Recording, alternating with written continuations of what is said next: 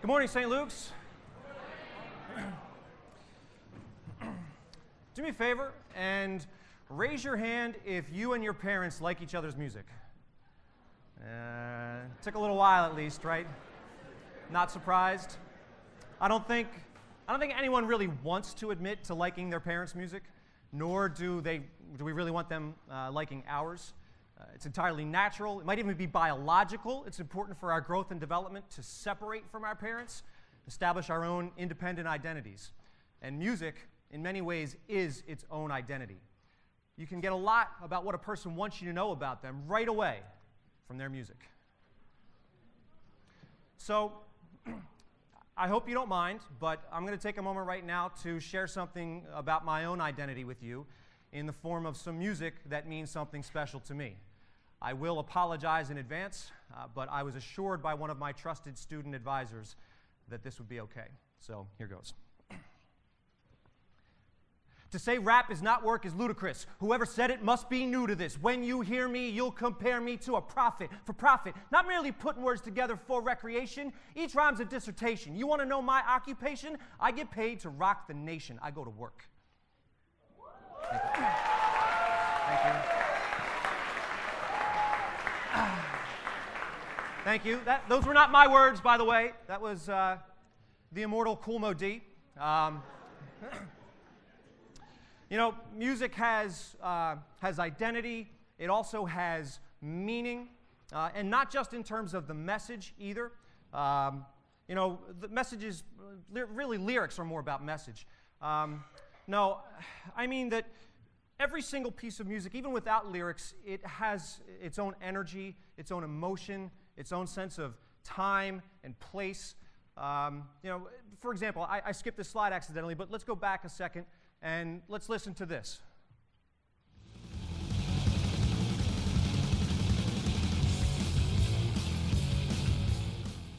Quintessential Nirvana.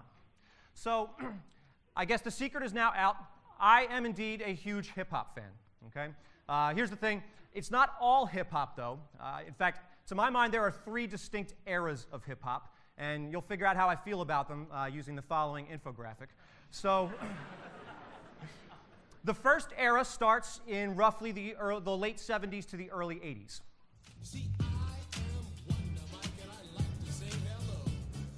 Now, technically, that was rapping. I don't really think of it as hip-hop. The second era goes from about the early 80s to the early 90s.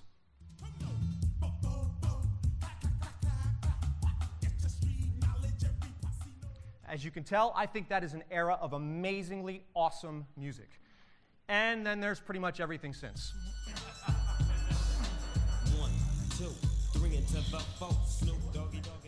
With the possible exception of Eminem. But I have issues with Slim Shady too, as you'll come to find out. So, how on earth did this come to be? Well, my parents' music was Motown, so naturally I went in a different direction, Rolling Stones, Led Zeppelin, classic rock. But my friends were all into hip-hop. And I'll admit, I didn't really like it at first, but they eventually wore me down, and thank God they did, because that music was awesome. It had so much energy. It was new, entirely new, right? Scratching and sampling records was new. Computers and music were new. Dancing was new, right? Like we were new. We were Generation X. People had no idea what to make of us. And our parents absolutely hated it. People were freaking out all over the place that white kids from the suburbs were listening to an entire genre of music that was created by black kids from inner cities like New York and Philadelphia. Music that scorned innuendo. Instead, it went straight to explicit lyrics about sex, drugs, and violence. Her parents were saying, what is this horrible stuff that's corrupting our kids? It's not music. It's not art. They're just rhyming. They're talking. There aren't even any instruments. It's not even their own music. They're just stealing samples of other people's music. Well, the adults had their energy. We had ours, which was mostly angry. As a teenager, you're angry a lot of the time anyway, right? I mean, you're always hungry. No matter how much sleep you get, it's never enough.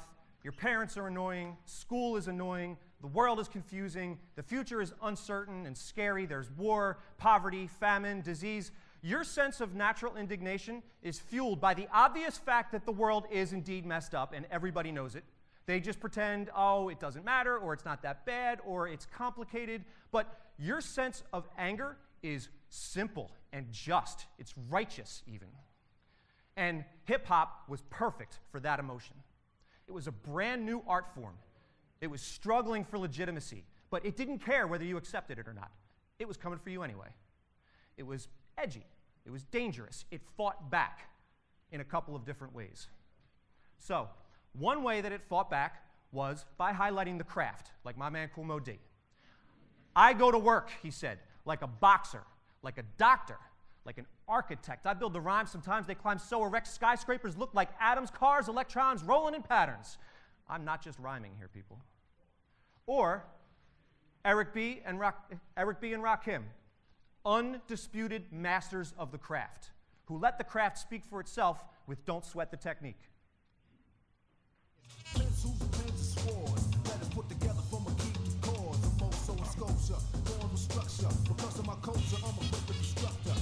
Style that'll be full of technology, complete sights and new heights after I get deep.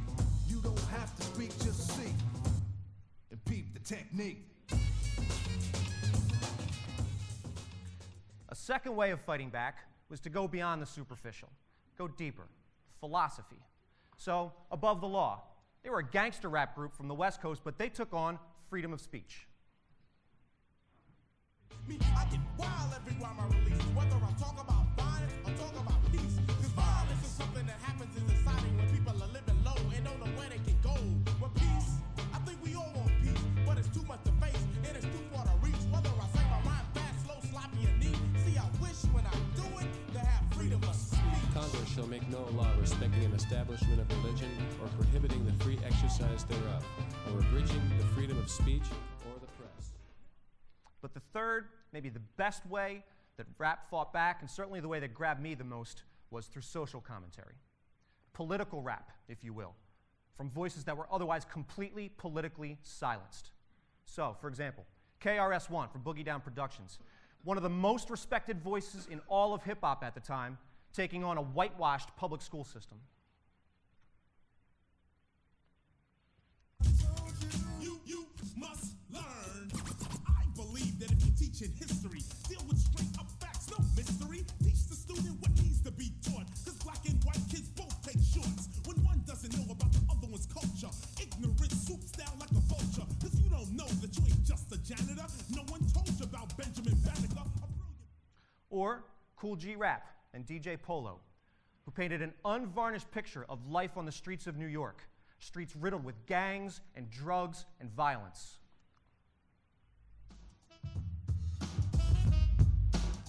In the streets of New York, dope fiends are leaning for morphine. The TV screen follow the homicide scenes.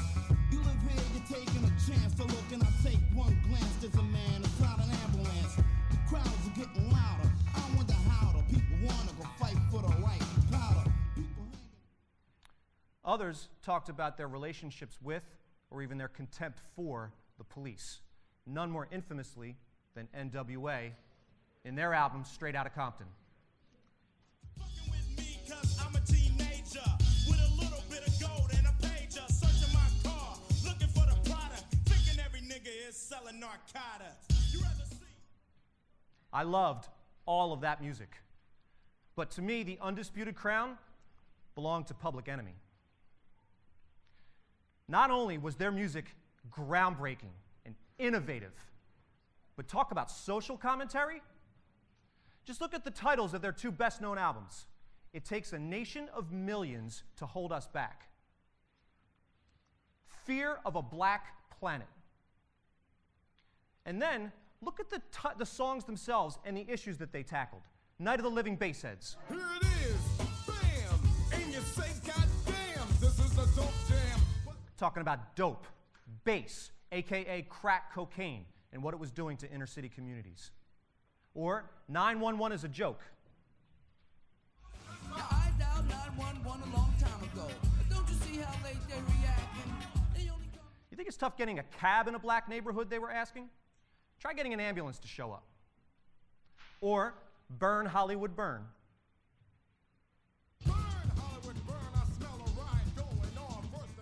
decrying the stereotyped black characters that were the only roles available to black actors and actresses in mainstream Hollywood movies at the time. You know, it took until 2002 for Halle Berry to become the first black woman to win an Oscar for Best Actress, and just this year for Viola Davis to become the first to win an Emmy for lead actress in a drama. Or, by the time I get to Arizona. I'm waiting for the time when I can get to Arizona, 'cause my money is spent. Did you know that the state of Arizona refused to make Martin Luther King Day a holiday? That is, until the NFL stepped in, yanked their rights to host the 1993 Super Bowl. They made it a holiday the next year. But the undisputed anthem for raging against social injustice everywhere was Fight the Power. What we need is awareness. We can't get careless. You say, what is this? My beloved, let's get down to business. Mental self-defense of fitness. Don't rush the show. You got to go for what you know. To make everybody see. In order to fight the powers that be. Fight the power. Fight the power.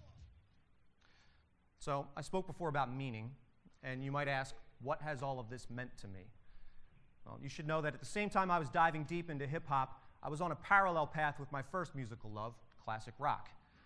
Turns out all of those British invasion guys, they were just reintroducing America to a form of music it gave birth to, the blues. I found myself asking over and over, who is this Howlin' Wolf guy that everybody keeps ripping off? And as soon as I learned the answer to that question, I was as hooked on blues as I was on hip-hop.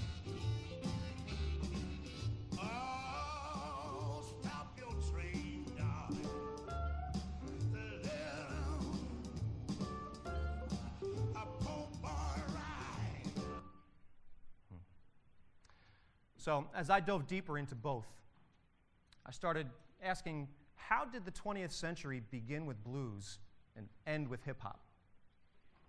I approached it like a scholar, reading and doing research, making connections. The persistent pain and suffering of black Americans early in this nation's history. Their great migration from southern farms to northern cities.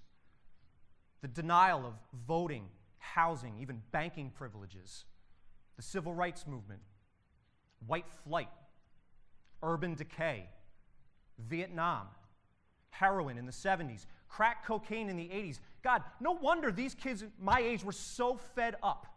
And then the video of Rodney King's beating by 8 LAPD officers completely changed the national conversation. The 3 police officers facing felony criminal charges were among a group of 15 who stopped a 25-year-old black man last Saturday night, then beat him, kicked him, and clubbed him unaware. That incident only seemed to confirm what we were hearing in the music and observing in society. And when I say we, I mean middle-class suburban white kids like me. Oh, wait, that's not me. That's Vanilla Ice, sorry. Like me. You know, even I got told by my father that I better keep my mouth shut if I ever encountered the notoriously brutal Philadelphia police. Here's the thing. Music's meaning is not fixed. It changes over time. In many ways, my angry inner teenager has never gone away, nor has my admiration for the way that black Americans turned all of that pain and suffering into profoundly meaningful art. But that song that meant everything to you back when you and so-and-so were dating doesn't mean the same thing anymore, does it? And today, I find myself unwilling even, to play some of my favorite music. I mentioned messages before, and I admit now that even some of the music that I most admired, that I played here for you today, contains absolutely horrible messages. Messages of violence, of misogyny, of anti-Semitism, of homophobia, of ridiculous ideas of what it means to be a real man. Here's something I didn't show you before. These are the videos for Kool Mo D, I Go to Work on the left, and Eric B. and Rakim, Don't Sweat the Technique on the right. Let me ask you something. What on earth does this have to do with being a doctor or an architect? Rakim, what technique are you demonstrating? Lyrical? We can laugh, but we absorb messages every single day that we're not even aware of. The advertising industry counts on the fact that even when we're aware of it, it still works. Why do you think we see so much outrageous behavior in the media every day? Because it sells. So what messages did I buy growing up? Well, I bought messages that said that success meant guns, money, and women who were commodified sex objects to be bought and sold. KRS-One, on the same album as You Must Learn, has a song that starts with a racial profiling incident and finishes with a violent fantasy of a cop-killing spree.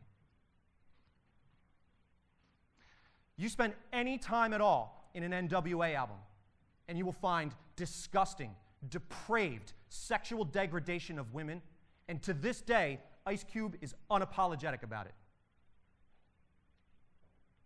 And Public Enemy, my all-time favorite, they implied that one solution to the Arizona situation was a bombing. And they might have been crusaders for social justice, but not if you were Jewish, not if you were gay. I looked at Dr. Dre's Chronic album as a turning point, marked the end of East Coast socially conscious rap and the rise of West Coast gangster rap. It was a new sound and style that I just couldn't stomach. All those messages I used to be able to pretend to ignore were up in my face. And perhaps none was more troublesome than the use of certain words, like that word. I knew that that word's shock value, its sense of transgression, added something meaningful to the music. Lots of famous art involves transgression against social norms. And rap was not the first music to outrage people's sensibilities. Elvis did it. So did the Beatles. So did Madonna. But now, the casual and proliferating use of that word by black kids, by white kids, by actors and artists and comedians. And it doesn't matter. It makes no difference if it's that word or that word. It's all the same word. The last word ever heard by countless numbers of human beings before they were raped, lynched, tortured, and murdered. I knew that it was not a word that was meant for me, but I listened to it. I can't anymore. We step back to ask what our life means because we all want to make our lives mean something.